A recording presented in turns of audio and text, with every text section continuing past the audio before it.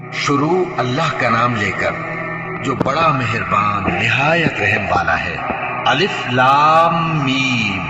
کیا لوگ یہ خیال کیے ہوئے ہیں کہ صرف یہ کہنے سے کہ ہم ایمان لے آئے چھوڑ دیے جائیں گے اور ان کی آزمائش نہیں کی جائے گی؟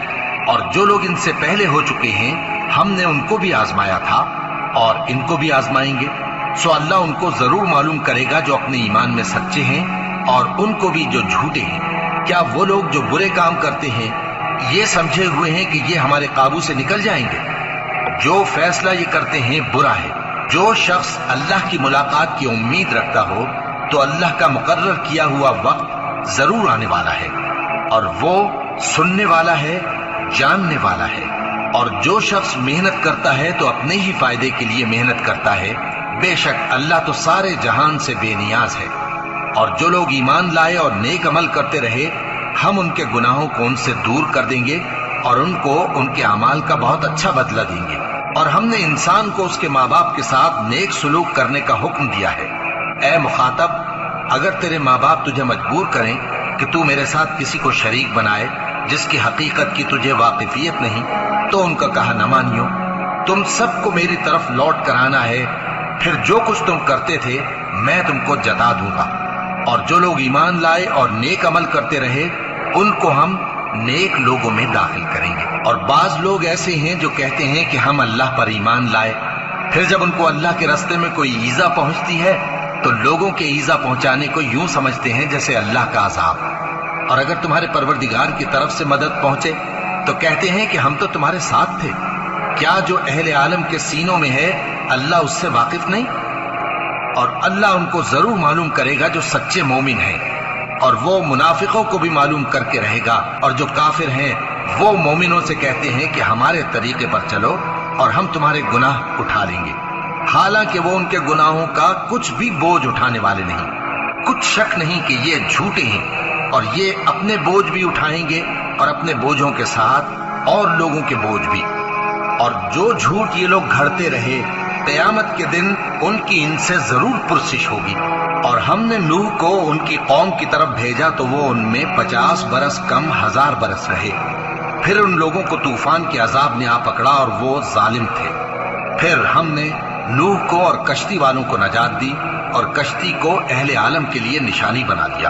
اور ابراہیم کو یاد کرو جب انہوں نے اپنی قوم سے کہا کہ اللہ کی عبادت کرو اور اس سے ڈرو، اگر تم سمجھ رکھتے ہو تو یہ تمہارے حق میں بہتر ہے۔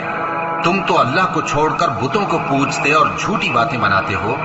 جن لوگوں کو تم اللہ کے سوا پوجتے ہو وہ تم کو رزق دینے کا اختیار نہیں رکھتے، بس اللہ ہی کے ہاں سے رزق طلب کرو اور اسی کی عبادت کرو اور اسی کا شکر کرو، اسی کی طرف تم لوٹ کر جاؤ گے۔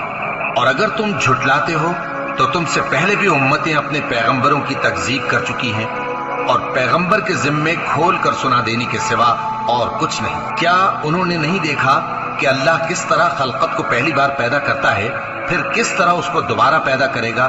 یہ اللہ کو آسان ہے۔ کہہ دو کہ ملک میں چلو پھرو اور دیکھو کہ اس نے کس طرح خلقت کو پہلی دفعہ پیدا کیا ہے، پھر اللہ ہی دوسری بار بھی پیدا کرے گا۔ بے شک اللہ ہر چیز پر قادر ہے۔ وہ جسے چاہے عذاب دے اور جس پر چاہے رحم کرے، اور اسی کی طرف تم لوٹائے جاؤ گے۔ اور تم اس کو نہ زمین میں عاجز کر سکتے ہو نہ آسمان میں، اور نہ اللہ کے سوا تمہارا کوئی دوست ہے اور نہ مددگار۔ اور جن لوگوں نے اللہ کی آیتوں سے اور اس کے سامنے حاضر ہونے سے انکار کیا وہ میری رحمت سے نا امید ہو گئے ہیں اور ان کو درد دینے والا عذاب ہوگا۔ تو ان کی قوم کے لوگ جواب میں بولے تو یہ بولے کہ اسے مار ڈالو یا جلا دو، مگر اللہ نے ان کو آگ میں جلنے سے بچا لیا۔ جو لوگ ایمان رکھتے ہیں ان کے لیے اس میں نشانیاں ہیں۔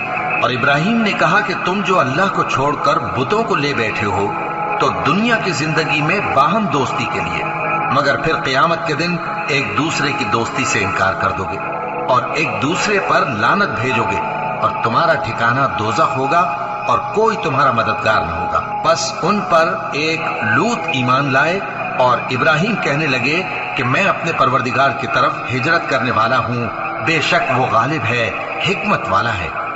اور ہم نے ان کو اسحاق اور یعقوب بخشے اور انہی کی اولاد میں پیغمبری اور کتاب رکھ دی، اور ان کو دنیا میں بھی ان کا صلہ عنایت کیا اور وہ آخرت میں بھی نیک لوگوں میں ہوں گے۔ اور لوط کو یاد کرو جب انہوں نے اپنی قوم سے کہا کہ تم عجب بے حیائی کے مرتکب ہوتے ہو، تم سے پہلے اہل عالم میں سے کسی نے ایسا کام نہیں کیا۔ کیا تم مردوں کی طرف مائل ہوتے اور رہزنی کرتے ہو اور اپنی مجلسوں میں ناپسندیدہ کام کرتے ہو؟ تو ان کی قوم کے لوگ جواب میں بولے تو یہ بولے کہ اگر تم سچے ہو تو ہم پر عذاب لے آؤ۔ لوط نے کہا کہ اے میرے پروردگار، ان مفسد لوگوں کے مقابلے میں مجھے نصرت عنایت فرما۔ اور جب ہمارے فرشتے ابراہیم کے پاس خوشی کی خبر لے کر آئے تو کہنے لگے کہ ہم اس بستی کے لوگوں کو ہلاک کر دینے والے ہیں کہ یہاں کے رہنے والے نافرمان ہیں۔ ابراہیم نے کہا کہ اس میں تو لوط بھی ہیں۔ وہ کہنے لگے کہ جو لوگ یہاں رہتے ہیں ہمیں سب معلوم ہے، ہم ان کو اور ان کے گھر والوں کو بچا لیں گے بجز ان کی بیوی کے کہ وہ پیچھے رہنے والوں میں ہوگی۔ اور جب ہمارے فرشتے لوط کے پاس آئے تو وہ ان کی وجہ سے ناخوش اور تنگ دل ہوئے۔ فرشتوں نے کہا کچھ خوف نہ کیجیے اور نہ رنج کیجیے، ہم آپ کو اور آپ کے گھر والوں کو بچا لیں گے مگر آپ کی بیوی کے پیچھے رہنے والوں میں ہوگی۔ ہم اس بستی کے رہنے والوں پر اس سبب سے کہ یہ بدکرداری کرتے رہے ہیں آسمان سے عذاب نازل کرنے والے ہیں، اور ہم نے سمجھنے والے لوگوں کے لیے اس بستی کی ایک کھلی نشانی چھوڑ دی۔ اور مدین کی طرف ان کے بھائی شعیب کو بھیجا تو انہوں نے کہا اے قوم، اللہ کی عبادت کرو اور روز آخر کے آنے کی امید رکھو اور ملک میں فساد نہ مچاؤ۔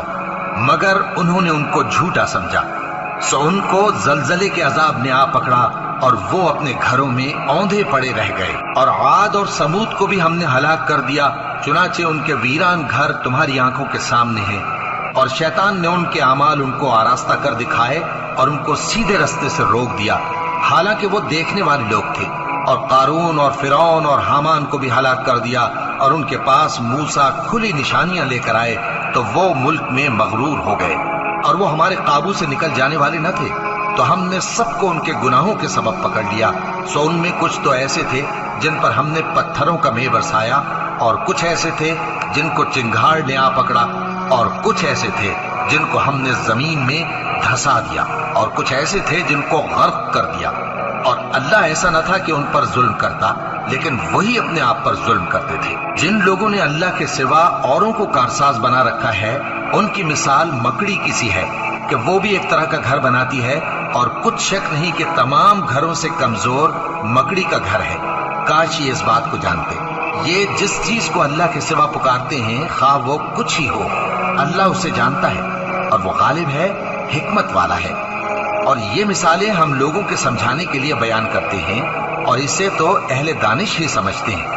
اللہ نے آسمانوں اور زمین کو حکمت کے ساتھ پیدا کیا ہے، کچھ شک نہیں کہ ایمان والوں کے لیے اس میں نشانی ہے۔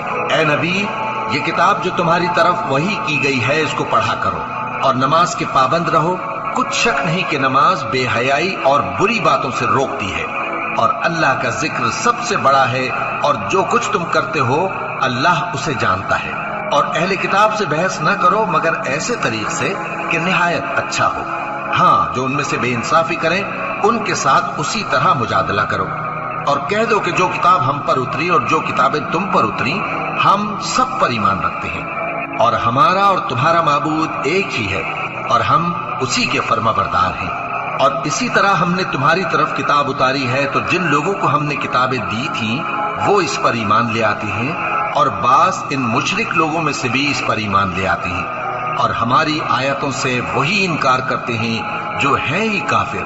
اور تم اس سے پہلے کوئی کتاب نہیں پڑھتے تھے اور نہ اسے اپنے ہاتھ سے لکھ ہی سکتے تھے۔ ایسا ہوتا تو اہل باطل ضرور شک کرتے، بلکہ یہ روشن آیتیں ہیں جن لوگوں کو علم دیا گیا ہے ان کے سینوں میں محفوظ، اور ہماری آیتوں سے وہی لوگ انکار کرتے ہیں جو بے انصاف ہیں۔ اور کافر کہتے ہیں کہ اس پر اس کے پروردگار کی طرف سے نشانیاں کیوں نازل نہیں ہوئیں؟ کہہ دو کہ نشانیاں تو اللہ ہی کے پاس ہیں، اور میں تو کھلم کھلا خبردار کرنے والا ہوں۔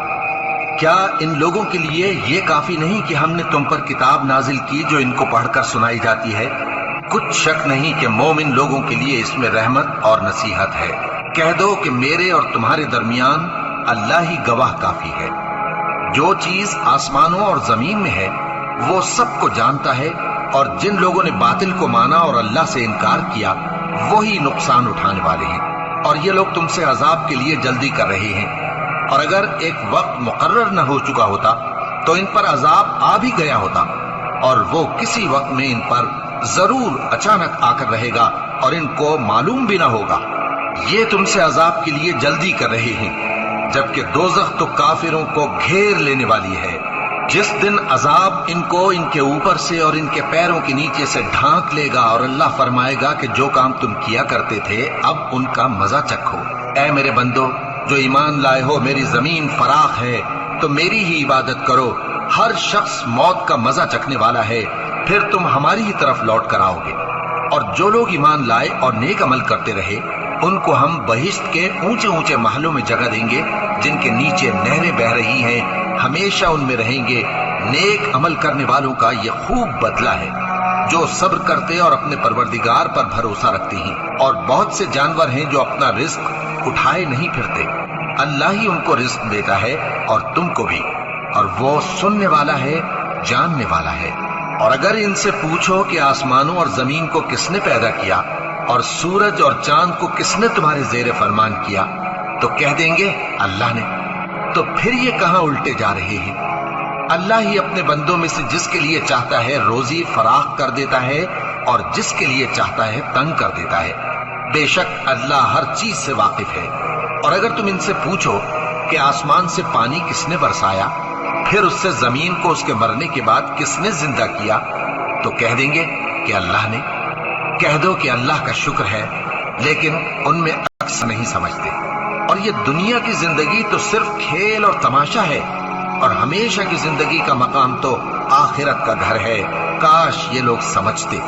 پھر جب یہ کشتی میں سوار ہوتے ہیں تو اللہ کو پکارتے، خالص کرتے ہوئے اسی کے لیے اطاعت کو، لیکن جب وہ ان کو نجات دے کر خشکی پر پہنچا دیتا ہے تو جھٹ شرک کرنے لگ جاتے ہیں، تاکہ جو ہم نے ان کو بخشا ہے اس کی ناشکری کریں اور فائدہ اٹھائیں۔ سو خیر ہم قریب ان کو معلوم ہو جائے گا۔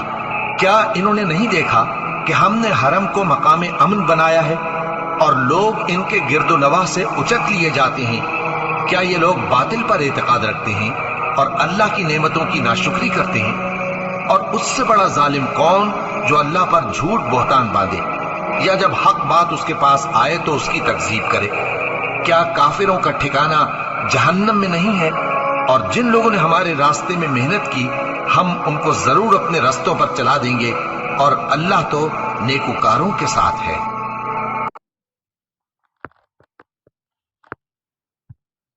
شروع